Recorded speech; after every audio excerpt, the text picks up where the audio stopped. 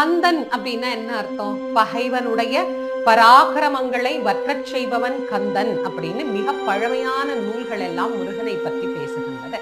அதோடு இல்லாமல் கந்து அப்படின்னா யானையை கட்டி வைக்கக்கூடிய தறி அப்படின்னு அதற்கு ஒரு அர்த்தம் உண்டு. கந்து தறி அப்படின்னு சொல்லுவாங்க. அது மாதிரி ஆன்மாக்கள் அனைத்தையும் ஒன்றாக கட்டி வைக்கக்கூடியவன், அதனால் அவனுக்கு கந்தன் அப்படிங்கிற ஒரு திருநாமம் உண்டு. கந்தன் நம்ம எல்லாருக்கும் தெரிந்த அற்புதமான பெயர். அந்த பெயரிலேயே எவ்வளவு படிக்கிறோம். கந்த சஷ்டி கவசம், கந்த குரு கவசம், கந்தர் கலிவெண்பா, கந்தர் அலங்காரம், கந்தர் அந்தாதி.